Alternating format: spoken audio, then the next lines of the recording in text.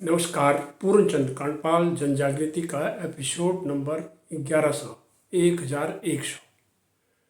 देखते ही देखते ये संख्या 1100 हो गई है। हिंदी और कुमाऊनी का इसमें सम्मिश्रण, और बल्कि हिंदी के ज़्यादा कुमाऊनी की कम एपिसोड में जन जागृति की करता हूँ। सभी विषय लेने का मेरा प्रयास होता है, समसामयिक हो, स्वास्थ्य हो, और पर्सनैलिटी डेवलपमेंट हो, घरेलू, सारी ये जो चीज़ें, थोड़ा कभी इतिहास, कभी भूगोल, कभी व्यक्ति, ऐसे महामानवों की भी मैं चर्चा इसमें करता हूँ। आज भी मैं एक ऐसी बात करना चाहता हूँ जो कि आम तौर पर लोगों के लिए एक समस्या बन जाती है। वो है स्कूल की पीटीए, यानी पीटीएम, पेरेंट टीचर मीटिंग। वो स्कूल में कभी कभी डायरी में लिख के आता है कि पीटीएम है। अब घर में चर्चा होती है, जो तो आपका बच्चा ठीक ठाक सही चल रहा है तो आपको कोई टेंशन नहीं होती।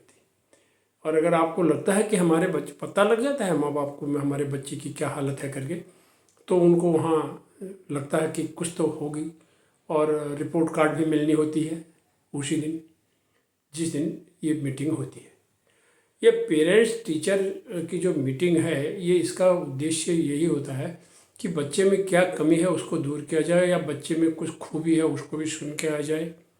ये सारे स्कूल में जाकर के बच्चे के हाल है। और बच्चा कभी कभी क्या चाहता है कि उसके मम्मी पापा पेटीएम में जाए ही नहीं।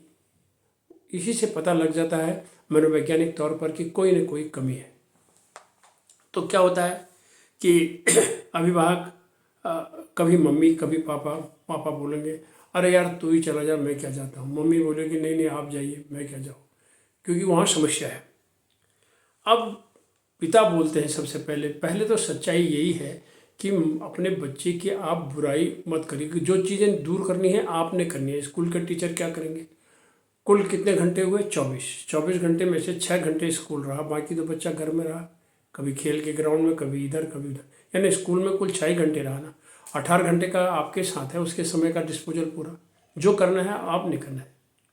तो पिता बोले घर में, अब एक पिता ने वहाँ जाके बोला साहब ये हमारी सुनती नहीं है, आप इसको समझा दीजिए। ये गलत जवाब है।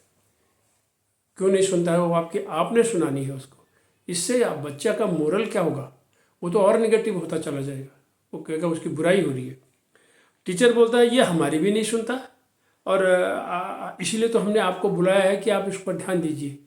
अब टीचर का तो ये कहना सही है कि भाई टीचर उसको कुछ डांट नहीं सकता, कुछ और काम नहीं क्या कर सकते हैं। उतने बच्चे होते हैं क्लास में, प्यार से पढ़ा ही सकते हैं वो बच्चे को। कुछ थोड़ा सा डायरी में लिखो, कुछ ये काम करो। अगर वो नहीं लगाता मन, तो मम्मी पापा को ही तो बुलाएंगे और उन्हीं से तो कहेंगे कि थोड़ा ये कमी है इसकी, कल कोई अच्छे मार्क नहीं ला पाएगा, ये बिगड़ जाएगा।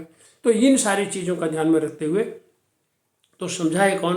तो इसी में मुद्दा यही है, बच्चा छोटा है, डांट डपट से नहीं होगा काम बनेगा, प्यार से, मारपीट से भी नहीं होगा। तो उसे प्यार से समझाना होगा, और रास्ता घर में ही खोजना होगा। मैं पहले ही जैसे आपसे कह चुका हूँ, सबके बच्चे जो होते हैं ऐसे ही होते हैं। आप अपने बच्चों की एक तो बुराइयाँ स्कूल में भी मत करिए, इधर उधर भी मत करिए, पड़ोस वालों से भी मत करिए। कहीं लाभ नहीं होगा, उल्टा नुकसान हो जाएगा। आप समझते हैं कि यार कोई आपके घर गेस्ट आया, जरा हमारे बच्चे को समझा दो, ये कोई तरीका नहीं होता है। वो क्या समझाएंगे आपके बच्चे को? आपके घर में क्या क्या होता है, क्या क्या नियम है, क्या क्या अनुशासन है, क्या क्या डिसिप्लिन मेंटेन किया जाता है बच्चे के साथ, कितना आप उसको समय देते हैं, इन सब चीज़ों को ध्यान में रख करके तो सब चीज़ें आपने ही देखनी है। समय लगेगा, अभ्यास करना होगा।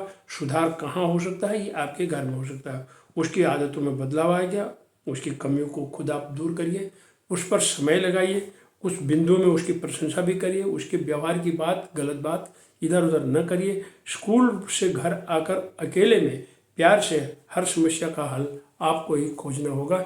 यदि आप ये कहेंगे कि पड़ोसी, गांव वाले, घर वाले, इधर वाले, उधर वाले ये हमारे बच्चे की मदद करेंगे, कोई नहीं करेगा। करना सिर्फ आपको है। आपने ये टिप्स सीखने हैं, और स्कूल वाले आपको बताते हैं कि कैसे अपने बच्चे को करना है। पेटीएम का मतलब यही खास होता है कि बच्चे की कमियों को वो बताते हैं, उन पर ध्यान दीजिए, गुस्सा नहीं करिए, प्यार से काम करना होगा, तभी आपका बच्चा आगे बढ़ेगा। धन्यवाद, नमस्कार।